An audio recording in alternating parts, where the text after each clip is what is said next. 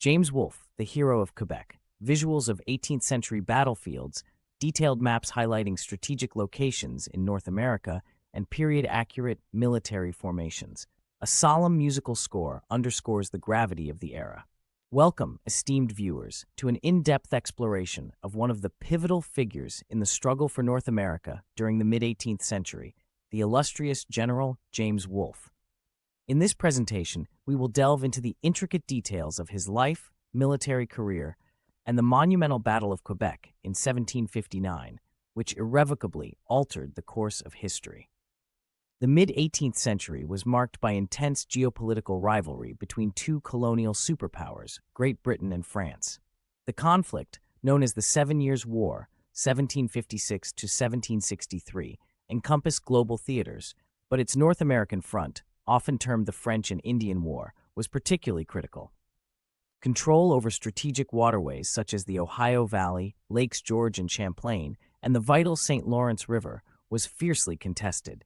Quebec, perched atop the cliffs overlooking the St. Lawrence, was the linchpin of French colonial power in North America. James Wolfe was born on January 2, 1727, in Westerham, Kent, England, into a family with a proud military tradition. His father, Lieutenant General Edward Wolfe, served with distinction in the British Army. From an early age, James was inculcated with a deep-seated passion for military service. Despite the rigors of army life, he maintained a profound and affectionate correspondence with his mother, Henrietta Wolfe, a relationship that reveals much about his character and personal motivations. At the tender age of 15, James Wolfe enlisted in the British Army. By 1742, at just 16 years old, he was appointed as a brigade major and served in the War of the Austrian Succession. Stationed in Flanders, he participated in significant battles such as Dettingen, 1743, and Fontenoy, 1745. His exemplary performance and unwavering dedication led to his promotion to lieutenant colonel by the age of 23, a testament to his tactical acumen and leadership qualities. James Wolfe stood approximately 6 feet 3 inches tall, a remarkable height for the 18th century. His lanky frame, long limbs, and narrow shoulders contributed to an ungainly appearance. He sported red hair, often tied back in a queue, and possessed a face characterized by a receding chin and forehead with a prominent upturned nose. Yet it was his penetrating blue eyes, brimming with intelligence and indefatigable spirit, that captivated those around him.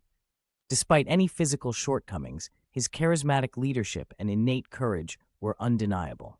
Wolfe's military career was persistently marred by ill health. He suffered from chronic ailments, including rheumatism and tuberculosis. Nevertheless, his indomitable willpower and sense of duty propelled him forward. Wolfe's personal letters reveal a man who, despite physical frailty, was driven by an unwavering commitment to his country and his comrades in arms. His ability to lead men into battle, even when under the duress of illness, showcases a remarkable level of personal fortitude. In 1758, Wolfe played a crucial role as a brigadier general in the successful Siege of Louisbourg, an essential French fortress on Cape Breton Island. Recognizing his pivotal contributions, the British High Command granted him extended leave to recuperate in England. During this period, he met Miss Catherine Lowther, the daughter of a prominent family. Their subsequent engagement added a personal dimension to Wolfe's life, offering a glimpse into his capacity for affection amid the turmoil of war. In early 1759, British Prime Minister William Pitt the Elder, recognizing Wolfe's exceptional capabilities, appointed him commander of the expedition against Quebec. This mission was of paramount importance. Quebec was the bastion of French power in North America. Wolfe was tasked with assembling a force capable of seizing the heavily fortified city. Facing an enemy led by the experienced General Louis-Joseph de Montcalm, who commanded over 13,000 troops, including regulars, militia, and indigenous allies, Wolfe prepared his contingent of approximately 8,500 seasoned soldiers for the daunting campaign ahead. Upon arriving near Quebec in June 1759, Wolfe was confronted with formidable natural defenses. The city's position atop the high cliffs of the north bank of the St. Lawrence River made a direct assault seemingly impossible.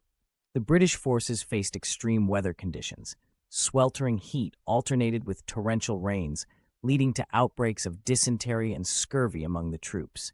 Wolfe himself was afflicted by fever and exhaustion. Despite these challenges, he remained resolute, tirelessly seeking a viable strategy to breach the French defenses. Frustrated by failed attempts to draw Montcalm into open battle, Wolfe devised an audacious plan. Utilizing intelligence reports and personal reconnaissance, he identified a narrow, concealed path known as the Anse Fouling, leading up the cliffs southwest of Quebec. This route was lightly defended, as the French considered an ascent impractical. Wolfe resolved to execute a nocturnal operation to land his troops and ascend the path, thereby positioning his army on the Plains of Abraham, a plateau west of the city, compelling Montcalm to engage. On the evening of September 12, 1759, Wolfe's forces commenced their covert operation. To maintain the element of surprise, strict silence was enforced. As the boats drifted downriver, Wolfe, perhaps seeking solace or reflection, is reported to have recited aloud Thomas Gray's elegy written in a country churchyard. His somber contemplation of mortality is encapsulated in the line, "The paths of glory lead but to the grave." Under the cover of darkness, the first wave of 24 volunteers, light infantry and Highlanders, landed at the base of the cliffs. They began the arduous ascent, hauling themselves upward by clutching roots and branches. Despite the treacherous climb and the weight of their equipment, they reached the summit and swiftly dispatched the French sentries. By dawn, the bulk of Wolfe's army had ascended, and approximately 4,400 troops stood ready on the Plains of Abraham, surprising the French command. General Montcalm was initially incredulous upon receiving reports of the British presence on the plateau.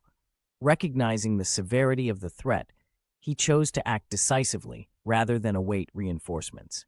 Montcalm gathered approximately 4,500 troops, composed of regulars, militia, and indigenous warriors.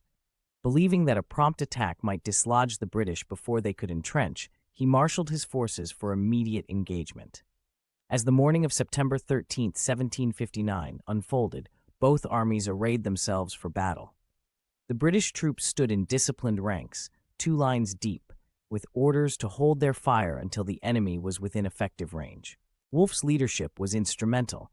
Despite his lingering ailments, he moved along the lines, instilling confidence.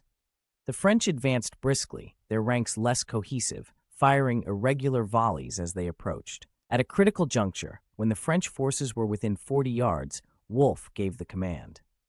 The British unleashed a devastating volley, each soldier having loaded 2 musket balls.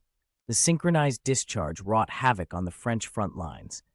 Seizing the moment, Wolfe ordered a bayonet charge. The disciplined assault caused the French formation to crumble, initiating a retreat toward the city. Amid the advance, General Wolfe was struck by 3 musket balls, one grazing his wrist, another embedding in his abdomen, and the fatal shot piercing his chest. Carried to the rear, he was surrounded by a small contingent of officers. When informed that the French were retreating, Wolfe mustered his remaining strength to ask, "Who runs?" Upon hearing that it was the enemy, he uttered, "Now, God be praised, I will die in peace." With that, James Wolfe succumbed to his wounds at the age of 32. General Montcalm, also mortally wounded, died the following morning. The loss of their commanders demoralized the French forces. On September 18, 1759, Quebec capitulated to the British. This victory was a turning point in the war, effectively dismantling French military presence in Canada. The culmination of the 7 Years' War was formalized with the Treaty of Paris on February 10, 1763. France ceded control of Canada and all territories east of the Mississippi River to Great Britain. Additionally, Spain, an ally of France, ceded Florida to the British in exchange for the return of Havana. France transferred Louisiana, territory west of the Mississippi River, to Spain as compensation. This redrawing of the map signified the end of French colonial ambitions in North America. James Wolfe's legacy endures as a paragon of military excellence and sacrifice. His strategies and decisive actions at Quebec are studied in military academies worldwide.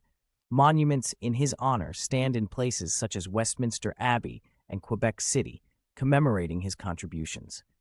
Historians debate the nuances of his tactics, but consensus acknowledges that his victory at Quebec altered trajectory of North American history, paving the way for the rise of British influence and, subsequently, the development of Canada as a nation. In summation, General James Wolfe's short but impactful career exemplifies the profound effect an individual can have on historical events. His commitment to duty, innovative tactics, and ultimate sacrifice encapsulate the virtues esteemed in military leadership. The Battle of Quebec stands as a seminal moment, not only in the Seven Years' War, but in the broader context of global power dynamics. As we reflect on Wolfe's legacy, we recognize the indelible imprint he left on the tapestry of history. Thank you for joining us in this comprehensive examination of James Wolfe, the hero of Quebec. We encourage you to delve deeper into this fascinating period by exploring the works cited and engaging with historical scholarship.